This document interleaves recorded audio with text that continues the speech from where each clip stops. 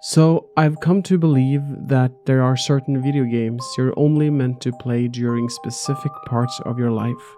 The tricky part is that you never really know when that right moment was until you look back at that moment years later.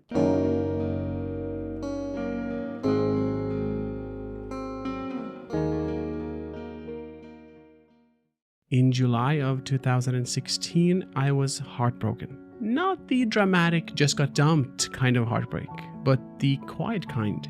The kind that lingers for years after you think you've moved on. My breakup had happened in 2014, but I still wasn't over it. I wasn't trying to get her back anymore. I had accepted that she was gone. I was just lonely. I spent my days hiking, hanging out with my dog, working, going to the gym, and playing games on my PC, the one that I built back in 2012. I played some good stuff, Dead Island, a few others, but nothing had truly moved me in a long time. Not until that summer night of July in 2016 when I stumbled upon a game in bright yellow on Steam. It was called Firewatch. That night, I played through the entire game in one sitting, 6 hours straight. The easiest 6 hours I've ever done. And I have never experienced anything like it. The story, the voice acting, the atmosphere, it pulled me in and never let go. Still to this day. But I think what really made Firewatch hit so hard wasn't just the game itself. It was me, where I was in my life and what I was feeling. Because honestly, I don't think I would have felt the story of Firewatch as deeply if I wasn't in that specific state of mind at that moment, at that time.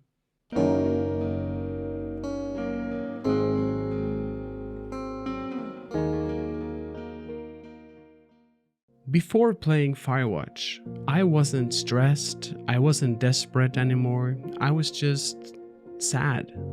Calm, but sad.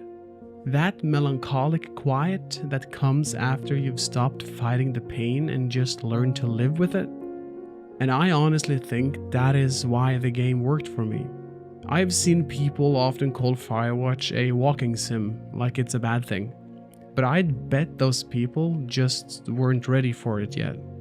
It's not that the game is boring, it's that they are not in the right part of their life to understand it, to resonate with it. The same thing happened with me and Death Stranding. The first time I played it, I didn't get it at all. I thought, what the hell am I doing here? But when I came back to it a year later, it hit completely differently. Now it's one of my favorite video game franchises of all time.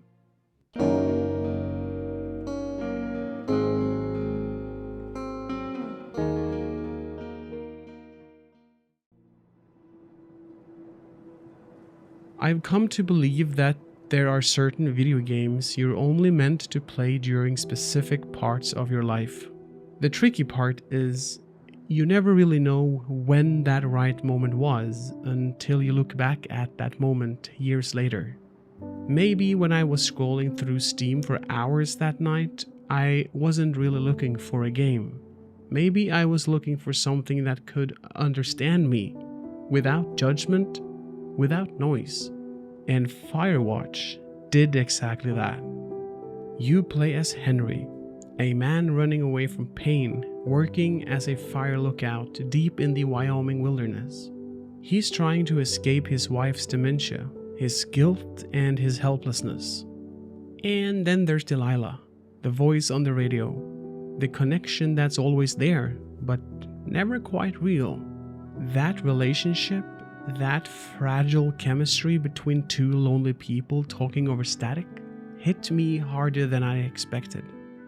As Henry was fighting loss, I couldn't help but resonate with him, because I was doing the same thing, just in my own way.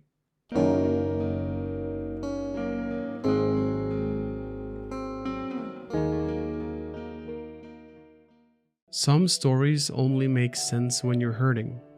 When we're happy, When life's good, when things feel stable, it's very easy to forget how it feels to be broken.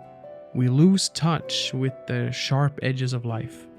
So when a story like Firewatch comes along, we don't always connect with it right away. But play it during a time when you're lonely, when you've lost someone, when you're not sure who you are anymore, and suddenly it's not just a story, it's a mirror. We don't just play games like Firewatch, we live them.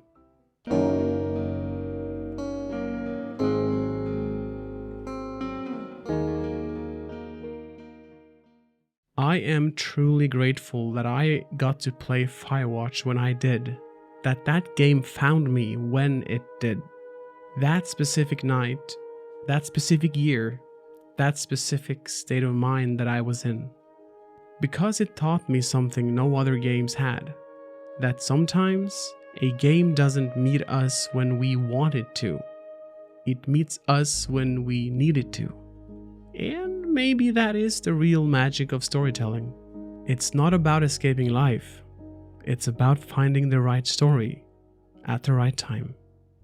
Thank you for sticking to the very end and watching the whole thing. And if you ever had a game that hit you at the exact right or wrong time in your life, tell me in the comments which one it was. I'd love to read your stories.